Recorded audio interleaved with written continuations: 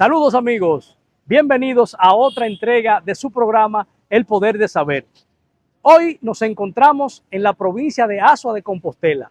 Justamente estamos en el Parque 19 de Marzo, parque que se construyó en honor a esa gran batalla del 19 de marzo de 1844 que cristalizó conjuntamente con otras batallas nuestra independencia nacional. Estaremos conversando con el historiador local de este municipio, el señor Apolinar Medrano, que además también es el presidente del Instituto Duartiano de la provincia de Azua. Por esto les invitamos a que nos acompañen en este recorrido por esta ciudad histórica de Azua.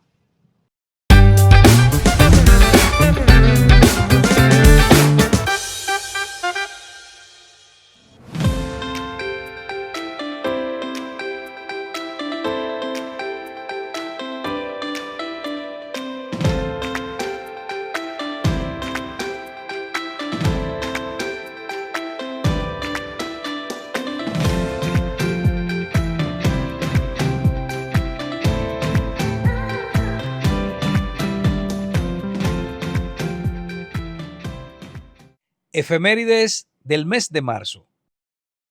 Francisco del Rosario Sánchez, padre de la patria, nació el 9 de marzo de 1817 en la calle El Tapado, en Santo Domingo, calle que actualmente lleva el nombre de 19 de marzo.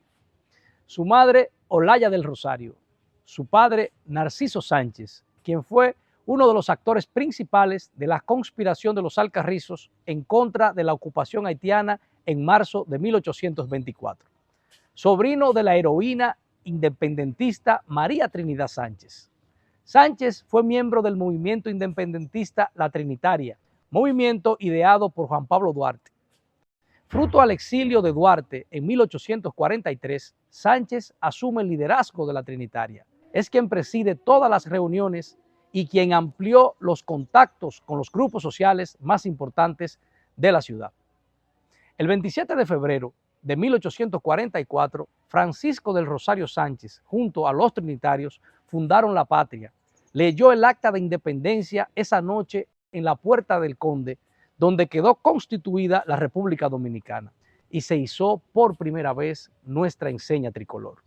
Francisco del Rosario Sánchez fue el primer presidente de la República, al ser electo presidente de la primera Junta Central Gubernativa. Debido a su fiel compromiso con la soberanía nacional, Sánchez fue víctima de persecución política, encarcelamiento y exilio por los traidores a la patria. Años después, la independencia del país sufrió una de sus mayores estocadas, cuando el 18 de marzo de 1861 fue arriada nuestra bandera y en su lugar fue puesta la bandera española, con la anexión a España. Sánchez planificó desde el exilio la restauración de la República y el 1 de junio de 1861 realizó una expedición desde Haití junto a otros patriotas resueltos para devolvernos nuestra soberanía.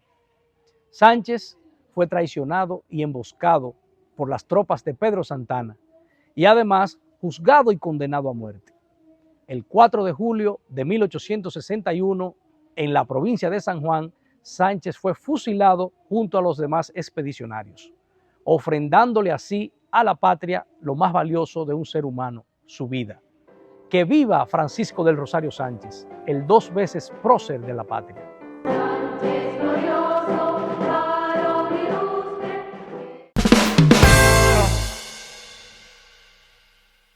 Muy bien amigos, continuamos en este programa El Poder de Saber y continuando el recorrido por la provincia de Azua. En estos momentos nos encontramos en el municipio de Pueblo Viejo, provincia de Azua, lo que se le conoce como el Azua Vieja, fruto a que el terremoto ocurrido en 1751, toda esta zona fue devastada y fue trasladada a donde está actualmente el municipio de Azua. Se presume que aquí en el convento de las Mercedes, que es las ruinas que ustedes pueden notar aquí a nuestro alrededor, se encuentran las osamentas del cacique Enriquillo. Para esos detalles vamos a escuchar la versión de nuestro historiador municipal, el señor Apolinar, quien nos ha acompañado en todo este recorrido. Entonces, Apolinar, ¿Cómo se deduce que en este lugar están enterrados los restos del cacique Enriquillo? Bueno, lo primero es decir que estas ruinas que vemos aquí realmente son los vestigios del convento de las Mercedes, destruida en el mes de octubre del año 1751 por un terremoto, lo que provocó el traslado de la asua ancestral al lugar que ocupa hoy. En el año 1535, en el año 1533, el cacique Enriquillo estaba en las montañas del Bauruco, firmó la paz enviada por Carlos V y trajo como consecuencia que 2 años después, en su fallecimiento, el 27 de septiembre, él pidió que sus restos fueran sepultados en el convento de la Merced en la villa de Azúa, a 8 leguas, lo que significa que este es el lugar precisamente que está a 8 leguas del lugar donde estaba Enriquillo, y ya al momento de firmar la paz, Enriquillo adquirió la ciudadanía española y su nombre, que era Guarocuya, su nombre indígena, y se convierte en Don Enrique, lo que significa que fue sepultado en este lugar.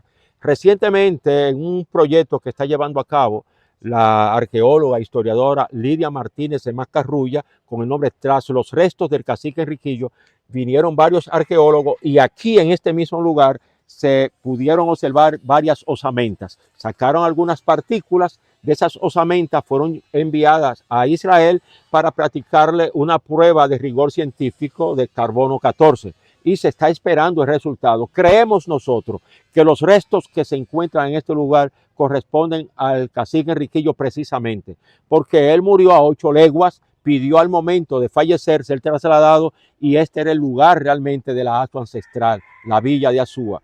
Por lo tanto, yo creo que este es un lugar que tiene una tradición, una importancia histórica, es un patrimonio tangible que por lo tanto yo quiero aprovechar la oportunidad donde las autoridades nacionales, sobre todo el Ministerio de Cultura, el Ministerio de Educación, deberían de provocar realmente la reconstrucción de este espacio, porque es un lugar que va a traer como consecuencia que millares y millares de personas puedan venir al lugar donde se encuentran los restos del primer libertador de América, como fue el cacique Enriquillo. Excelente. Vamos nosotros a mantenernos atentos a esta noticia.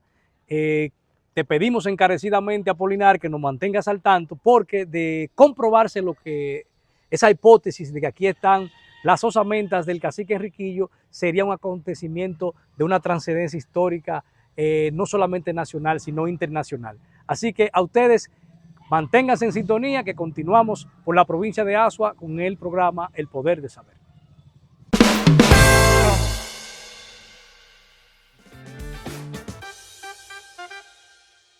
Continuamos aquí en la provincia de Azua. En estos momentos me encuentro con Nancy Familia, quien es la propietaria de uno de los restaurantes más icónicos aquí de la provincia de Azua. Así que bienvenida, Nancy, a este programa El Poder de Saber. Saludos, saludos. Buenos días. Cuéntanos, Nancy, ¿cómo surgió este proyecto gastronómico? ¿Cómo fue la iniciativa? Mira, el proyecto El Mesón Suizo, porque realmente es un proyecto, surge cuando me encuentro con la necesidad de una gastronomía local, bien presentada. La gente decía, no hay donde comer, no hay donde dormir en Azua. Y hace aproximadamente 20 años iniciamos el Mesón Suizo por una necesidad que la provincia de Azua, que aún necesitamos, hemos ido abriendo algunos establecimientos y por eso surge la necesidad de un servicio gastronómico adecuado para los visitantes de la provincia. Hacía falta a la provincia un establecimiento como este, ¿verdad? Realmente sí. Entonces, háblenos del menú. Usted nos habla del menú, sus principales platos y cuál es la especialidad de la casa de aquí del Mesón Suizo. En el Mesón Suizo todo es especial. Ahora bien, lo que nos ha puesto en los mercados y en tierras nacionales e internacionales de manifiesto que la gente siempre busca, es el chivo sin hueso en salsa de coco. ¿Cómo? No había escuchado yo ese plato. Sí. Chivo en salsa de coco. Sí, sin hueso. Y en salsa de coco, porque el coco es uno de los ingredientes oriundos de Asua, porque la comida con coco siempre ha sido algo perseguido en la provincia de Asua. A la gente le Un ingrediente gusta, peculiar de aquí. peculiar de la provincia, sí. Aparte del chivo, también tenemos la cazuela de marisco, excelente. El especial de la casa, que es un filete de res a la plancha con pimienta verde, ajo en las quitas y romero fresco. Esa es la especialidad. Ese es uno de los platos especiales del mesón. Bueno, señores, y se está acercando el mediodía y hablando de comida. No, y las habichuelas guisadas del mesón suizo, porque esas habichuelas son buenas. Excelentes. Usted decía al inicio que Asua necesitaba o demandaba de un negocio acogedor, de buena comida y de buen alojamiento. O sea que el mesón suizo no solamente es restaurante, también es hotel. Así es. Háblenos de eso. ¿Eso inició con el proyecto o se le agregó en el camino? Fuimos agregando, porque es un proyecto que hemos ido desarrollando prácticamente desde cero y hemos ido agregando servicios. ¿Qué servicios? Los servicios que entendemos que la provincia necesita. Tenemos una casa de huéspedes, funciona prácticamente en ocupación full, porque la gente viene al mesón no solo por una noche, 2 noches, sino que la gente se queda a vivir en el mesón. ¿Cómo? Sí, la gente se queda... Pero explíquenos eso, ¿cómo así? Porque las personas vienen, se quedan por 1 año, 2 meses, 3 ¿Cómo? meses. Sí. ¿Hasta por 1 año? Sí, señor. Wow. Hemos tenido casos de personas que se quedan por 2 años. ¿Pero dominicanos o extranjeros? Tanto dominicanos como extranjeros, personas que vienen a dar un servicio a la provincia, porque es que el mesón suizo es una casa de huéspedes. O sea, aquí el propósito es que la gente se sienta en confianza, que la gente entienda que no está en un restaurante donde común, se sienta cohibido, sino en su casa. Usted quiere un té, un cafecito, mire, póngamelo un poquito más fuerte, un poquito más suave. O sea, eso es el mesón. Excelente, bueno, pero yo he quedado sorprendido con algunos detalles del mesón, lo que es el chivo con coco y lo de la casa de acogida, de que personas permanezcan hasta por 1 año. Bueno, pues significa que el servicio es muy bueno. Bueno, pues nos queda a nosotros decirles a todos los que visiten la provincia de Asua que la parada obligatoria es el mesón suizo, tanto para pernoctar como para almorzar. Igual tenemos salones de eventos. En el mesón suizo hay alrededor de 5 o 6 salones de eventos con capacidad hasta para 800 personas, tipo teatro, con aire acondicionado. ¿Y qué más hace el mesón suizo? Porque lo tiene todo, ¿verdad? Tenemos renta de equipos, sillas, muchísimas cosas. Bueno, pues ahí está el llamado, señores. Este es un negocio polifacético, así que no dejen de venir aquí al mesón suizo cuando estén de visita por la provincia de Asua. Muchas gracias, Nancy, y a ustedes continuamos. Gracias.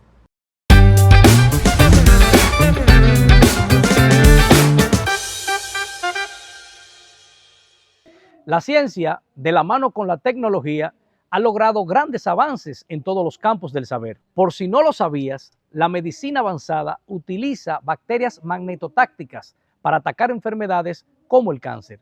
¿Cómo lo hacen? A continuación te lo explicamos. Pero antes, ¿qué son las bacterias magnetotácticas? Estos son microorganismos que, al igual que otros animales, tienen la capacidad de orientarse a través del campo magnético de la Tierra y lo hacen para ubicar lugares donde obtener oxígeno en concentraciones adecuadas a su naturaleza. Pero también pueden ser reorientadas creando otro campo magnético. Es aquí donde la medicina descubre su aplicación.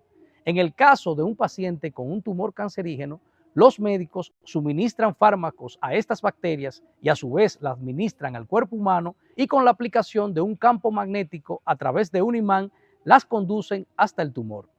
Esto hace mucho más efectivo el tratamiento, logra una mayor concentración de fármacos en el área afectada, no permite que el fármaco llegue a otros órganos innecesariamente, evitando posibles efectos secundarios no deseados.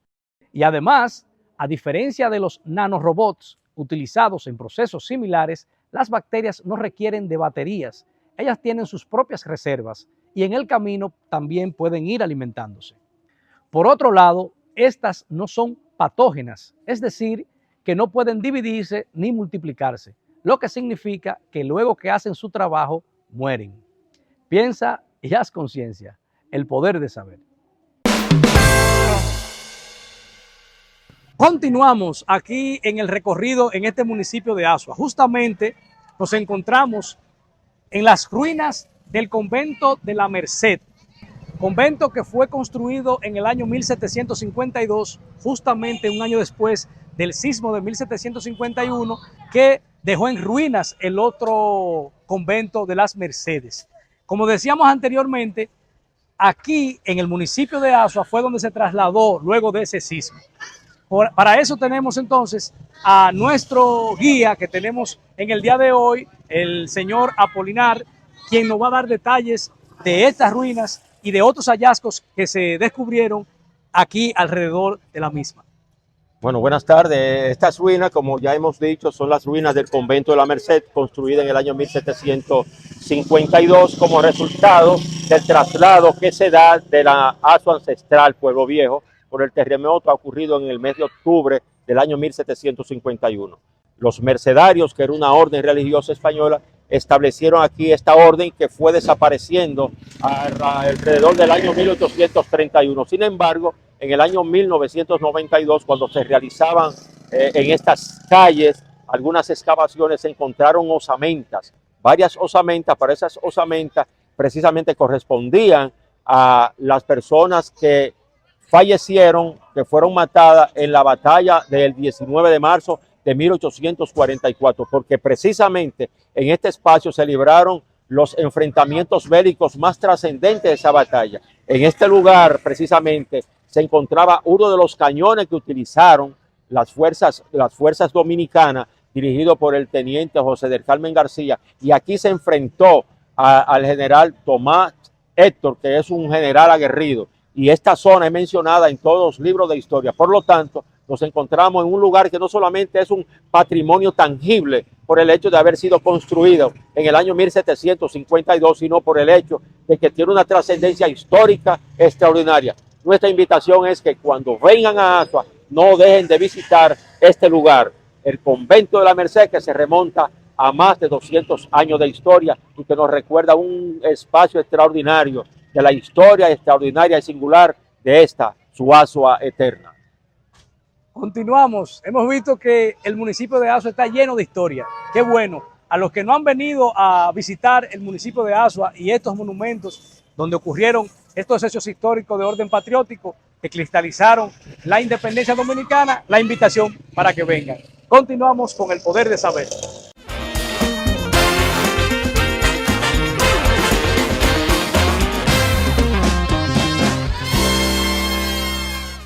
Nos encontramos en este momento en la provincia de Azua de Compostela. Exactamente estamos en el Parque 19 de marzo. Conmigo se encuentra el señor Apolinar Medrano, quien es el historiador local de este municipio de Azua y es el presidente del Instituto Duartiano de esta provincia de Azua. Bienvenido, Apolinar, a este espacio, El Poder de Saber. Bueno, y bienvenido también a Azua. Le decía que Azua es un pueblo que se caracteriza por la hospitalidad. Azua es un árbol frondoso donde se cobija la hospitalidad, la historia y la poesía. Bienvenido. Muchísimas gracias. Nosotros estamos aquí desde tempranas horas de la mañana para poder vernos aquí con el señor Apolinar Medrano y también, aparte de visitar este parque en honor a esa gran batalla del 19 de marzo, que fue una de las batallas más importantes para cristalizar nuestra independencia nacional, también estaremos visitando otros lugares de orden histórico y cultural. Señor Medrano, entonces entremos en materia. Dígame, ¿batalla del 19 de marzo o la batalla de Azua? Bueno, ¿Cómo es más correcto el término? Bueno, yo creo que el nombre correcto es la batalla de Azua del 19 de marzo de 1844.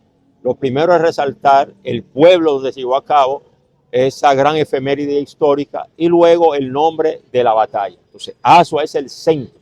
Batalla de Azua del 19 de marzo de 1844, es lo más correcto. Bueno, aprendimos aquí entonces que para los azuanos el término correcto para calificar la batalla del 19 de marzo, la batalla de Azua del 19 de marzo. 19 de marzo.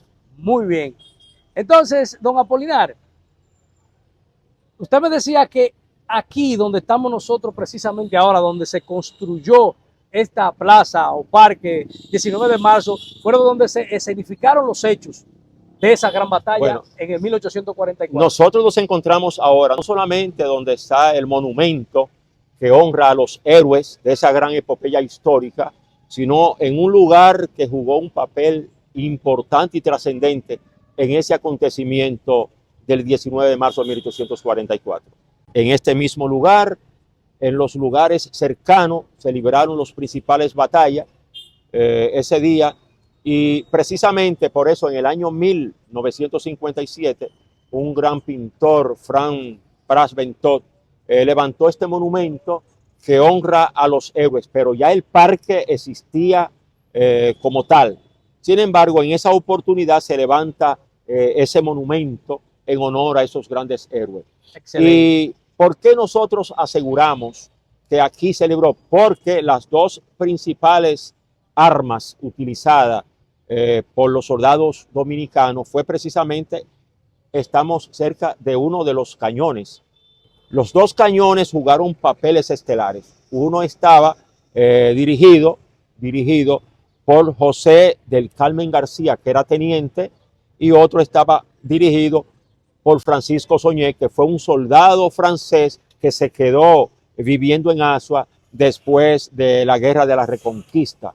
Por lo tanto, era un soldado francés con muchísima experiencia, que ya en el año 1843 se había reunido con Juan Pablo Duarte aquí en la logia, porque también era Ofelo, y ahí se establecieron las estrategias para lo que sería, después de la independencia, los enfrentamientos que se iban a dar entre los soldados haitianos y los soldados dominicanos. En ese sentido, don Apolinar, qué bueno que usted menciona a Juan Pablo Duarte y sobre las estrategias que se libraron y las tácticas, ¿verdad?, de guerra en esa batalla del 19 de marzo.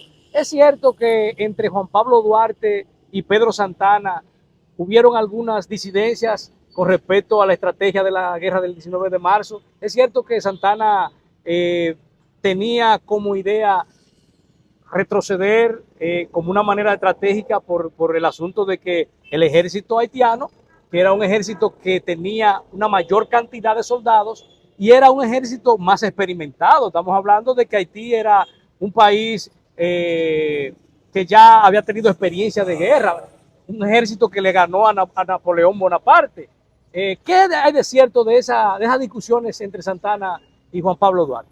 Antes de entrar en detalle de lo que fue el enfrentamiento que se produce en el mes de marzo del año 1844, después de la batalla, porque hay que entender que cuando se produce la batalla, el 19 de marzo, Juan Pablo Duarte tenía escasamente 4 días que había retornado al país. Correcto. Porque no estuvo presente. Correcto. Había retornado al país e inmediatamente la Junta Central Gubernativa lo nombra general de los ejércitos del sur y lo envían a Sabanagüey, que era el lugar donde se encontraba Pedro Santana. Duarte, que ya estaba al tanto de lo que había ocurrido el 19 de marzo, le plantea a Santana la necesidad de que con los soldados que habían en Sabanagüey de Baní, inmediatamente se enfrentaran a los soldados haitianos dirigidos por el propio presidente Charles Herrera, que se había quedado en Azua en la tarde del 19, precisamente por una estrategia utilizada por Santana de retirarse a Sabanagüey de Baní. Esa es la pregunta que todo el mundo se hace. ¿Por qué si ganamos de una forma contundente la batalla del 19 de marzo se produce ese repliegue a Sabanagüey de Baní?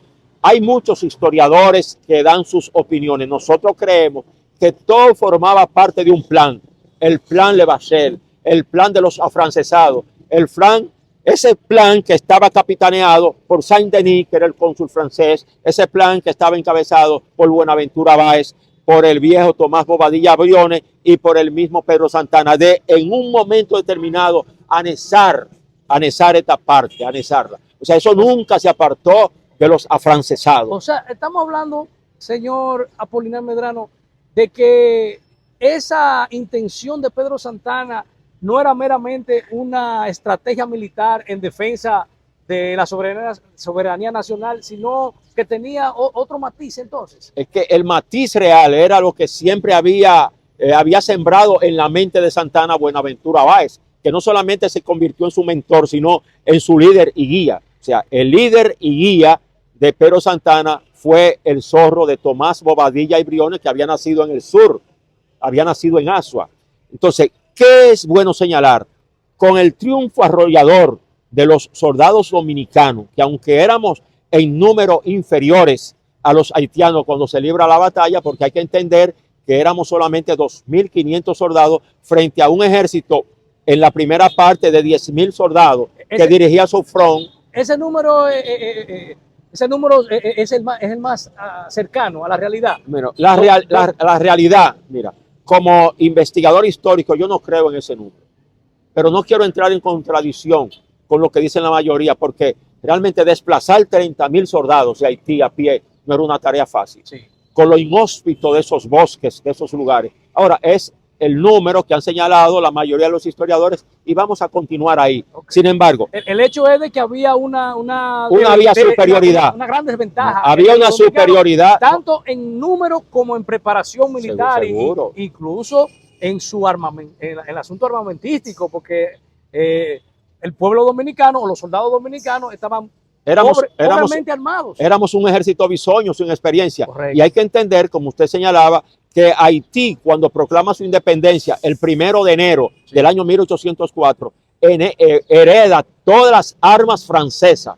Todas esas armas que tenía Francia en Haití, las estaban todavía vigentes en el año 1844 y todas esas las utilizó Haití para venir, porque cuando se produce el 10 de marzo la proclama de Charles Herrera en Haití, diciéndole nuevamente al pueblo dominicano que él venía a ahogarnos en nuestra propia sangre. Él no sabía que ya había un país que se había alimentado con las ideas de Juan Pablo Duarte de que esta patria era libre y soberana y que nosotros íbamos a luchar hasta el último momento, que un pueblo ya estaba embriagado de fe, de esperanza y de arrojo y que lo iba a enfrentar. Por eso cuando se libra la batalla el 19 de marzo, no sin antes hablar de los antecedentes, la proclama el día 10, el día 11, 12 y 13 se da lo que se conoce como el bautismo de sangre, que es la batalla que se da en esa parte de Neiva.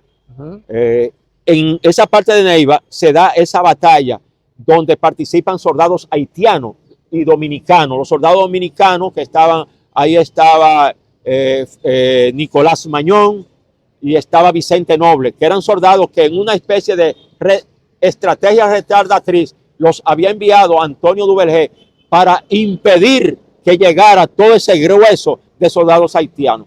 Por eso el 18 de marzo se da en las Icoteas, que es un lugar que queda después del río Jura, se da un enfrentamiento que impide que el mismo 18, todo el grueso de los soldados haitianos, si el 18 llegan los soldados a Haití, el resultado es otro. Esa estrategia. Vamos a hablar de eso, don Apolinar. Sí.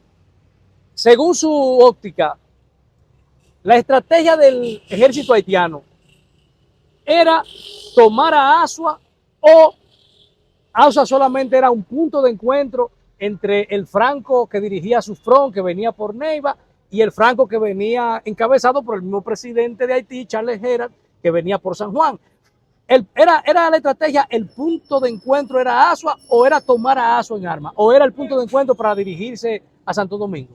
La plaza de Azua jugaba un papel muy importante, sumamente importante, y Charles Herrera lo conocía por las informaciones que le había suministrado, Buenaventura Báez, que desde el año 1000, Buenaventura Báez y el mismo Tomás Bobadilla, que siempre fue empleado desde el año 1822, Tomás Bobadilla era un hombre empleado de los haitianos.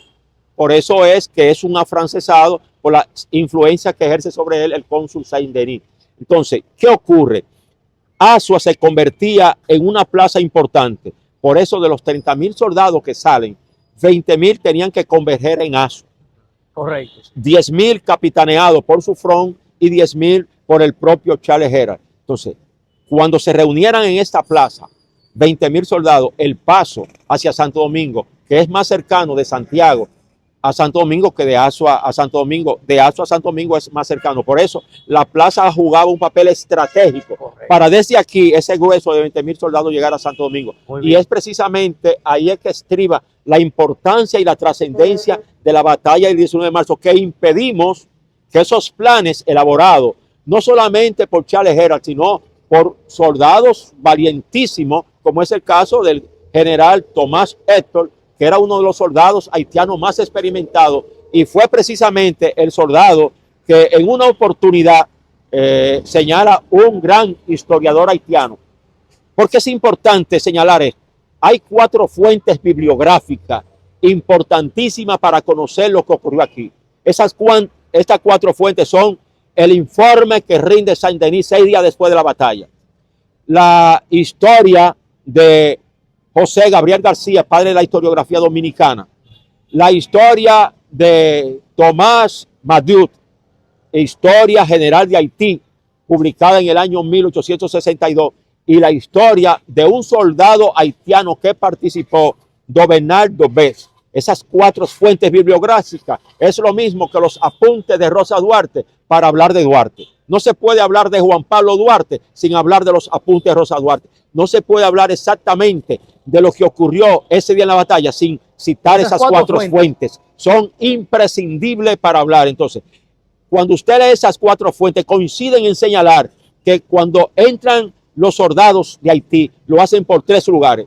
Camino a San Juan, camino de Neiva, que era lo que se conoce aquí como los Conquitos, y camino del Barro.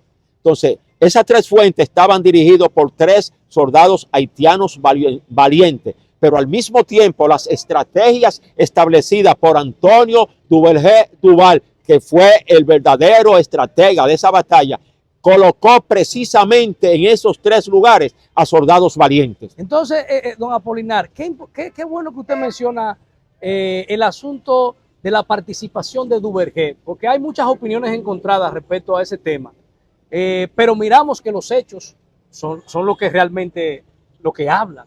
Por ejemplo, esa intersección de Antonio Duvergé el 18 de marzo, usted bien mencionaba, para usted fue lo más trascendental de la batalla. Si Duvergé no tiene éxito en retrasar a su front en su camino a Azua para encontrarse con Charles Herald y su ejército, ¿usted cree que la historia había sido otra, como hemos dicho? Indudablemente. Pero entonces hay una incógnita, porque Duvergé diezma ese franco que venía comandado por su front y lo retrasa, pero su front llega a Azua el 21 de marzo. ¿Por qué su front llega a Azua el 21 de marzo? Porque el 19 de marzo, después de la victoria, Pedro Santana establece como estrategia desplegarse a Sabanabuey de Baní. Encontró un espacio abierto. Aquí, el 19 de marzo, a las 8 de la noche, estaba en un campamento, que sabemos el lugar, estaba Charles Herald. Charles Herald se quedó en Azua. ¿Fue un error táctico de Santana? Bueno, retirarse si fue un error táctico, hay que analizarlo con detenimiento. Ahora, yo tengo mi propia hipótesis, mi propia creencia. Creo que nosotros, si continuamos enfrentando el mismo 19 de marzo, logramos que los haitianos no se quedaran detrás del río Jura. Lo hubiésemos llevado hasta las mismas fronteras haitianas y no se hubiesen producido otras batallas. Que en lo general, cuando uno mira otras batallas, tanto de la época como más adelante, se estilaba de que cuando se tenía éxito en una batalla, se estilaba de que se perseguía al enemigo hasta sacarlo fuera del territorio. Déjeme decirle, o sea, que es contradictorio. Antes de la reunión que se produce en horas de la tarde entre Pedro Santana, Pedro Santana, es bueno que se sepa, era el comandante de los ejércitos del sur. Estaba en un lugar que se llama El Peñón, ahí se quedó, pero en el campo de batalla, Pedro Santana no estuvo en el campo de batalla, él dirigió todo desde El Peñón, y después de las 5 de la tarde, porque la batalla empieza a las 7:30 de la mañana exactamente, Pedro Santana convoca, porque le iban rindiendo informe, convoca una reunión y establece desplegarse a Sabanabuey de Baní después del número. Por eso es que Antonio Duvergé es llamado el centinela a la frontera, porque se le encomendó la tarea de evitar que los haitianos pasaran de ahí y nunca lograron pasar los soldados haitianos de ahí. Todavía en el año 1849, cuando se produce la batalla del número, que precisamente es dirigida por Antonio Duvergé, no pasaron del número. No pasaron del número. Entonces, las estrategias del general Antonio Duvergé Duval fueron imprescindibles, fueron las más importantes para el triunfo de los soldados dominicanos en la batalla del 19 de Don mayo. Apolinar, entonces, bien, podemos decir entonces que una de las razones por las cuales Santana, después de lo que pasó en marzo, en el futuro, fusila a Antonio Duvergé, vienen por ese celo en el orden militar. Completamente de acuerdo. Mira, el celo de Pedro Santana hacia Antonio Duvergé empezó en el año 1844. Empezó. Y lo culmina en el año 1855 cuando lo fusila junto a sus hijos en el Ceiba. Pero ya en el año 1849, cuando se produce la batalla del número, hay que entender que si se da la batalla del número, significa que todos los pueblos del sur, los soldados haitianos tuvieron que llegar hasta acá. Y Santana quiso culpar a Antonio Duvergé de que todos esos soldados haitianos, dirigidos realmente por un gran soldado haitiano, ¿qué ocurre? No había forma de que Antonio Duvergé evitara que esos 30,000 soldados, fueron 30,000, pero en esos 30,000 no venían 10 y 10. Entraron 30,000 soldados en el año 1849, todos por el sur, nada por el norte, y era imposible para Antonio Duvergé y quien le acompañaba a enfrentarse. Por eso Antonio Duvergé, que conocía bien el área territorial, sabía que del número no iban a pasar. Por eso el 17 de abril del año 1849, cuando se produce la batalla del número, ahí son derrotados nuevamente los haitianos. Entonces, después, en el año 1849, el presidente en ese momento era nada más y nada menos que Manuel Jiménez. Correcto. Pedro Santana, que había sido llamado precisamente por el hecho de que los soldados dominicanos no habían logrado detener la embestida de los soldados de Haití, Pedro Santana le hace una petición a Duvergé y era que sacaran del poder a Manuel Jiménez.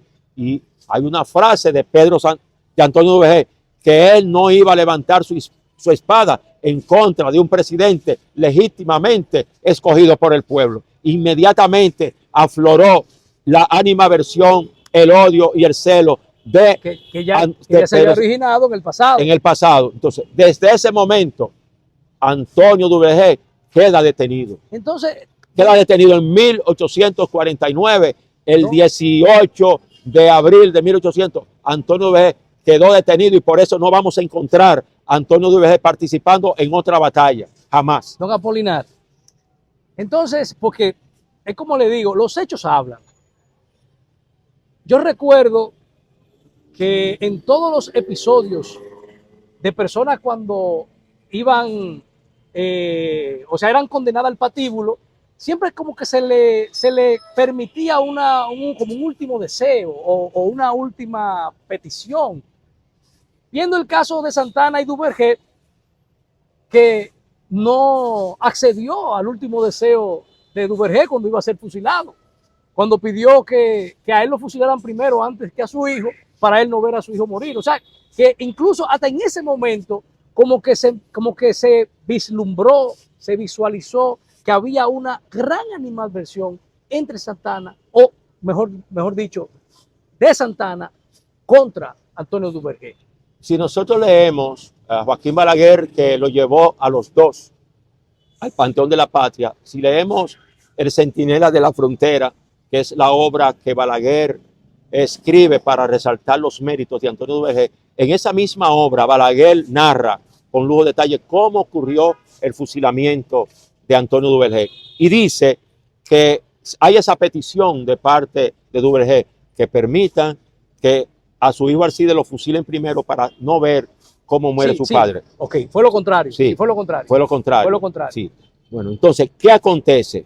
aconteció lo siguiente. Dice el doctor Joaquín Balaguer que después de haber sido fusilado, eso lo dice Balaguer, Pedro Santana se desmonta de su caballo y patea el cuerpo inerte de Antonio Duvergé. Eso lo escribe Balaguer. O sea, se paró para patear. Después que una persona ya ha sido fusilado, patearlo demuestra en lo quien lo hace mucho odio, rencor y animaversión. ¿Usted está de acuerdo, don Apolinar, de que los restos de Pedro Santana estén en el Panteón Nacional? Yo estoy completamente de acuerdo en que los restos de Pedro Santana sean sacados del Panteón Nacional, no solamente por lo que le hizo, sino uno de los episodios, ni siquiera lo que acontece el 27 de febrero del año 1845, que en el primer aniversario de nuestra independencia fusila a la heroína María Trinidad Sánchez. Ni siquiera, no voy a decir, ni siquiera el fusilamiento de Antonio Duvergé,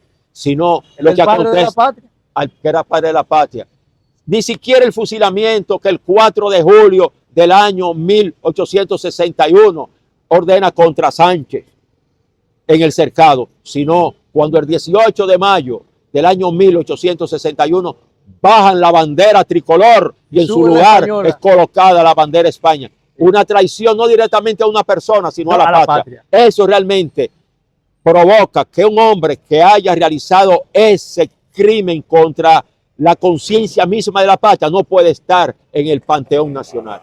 Lo vamos a invitar a usted encarecidamente a Moca, que estamos organizando un grupo de ciudadanos mocanos para ir frente al Panteón Nacional a protestar y a solicitarle al gobierno que derogue ese decreto y se han sacado los restos de Santana por todo lo que sabemos. Me sumo desde y ya. Además, que los mocanos, que fuimos los primeros en oponernos a esa anexión, el 2 de mayo de 1861 en Moca, somos los llamados a hacer ese primer intento. Hay que fusilar a José Contreras. Fusiló a José Contreras y fusiló a Cayetano Hermosén, a José Inocencio Reyes y a José Contreras y a José María Rodríguez.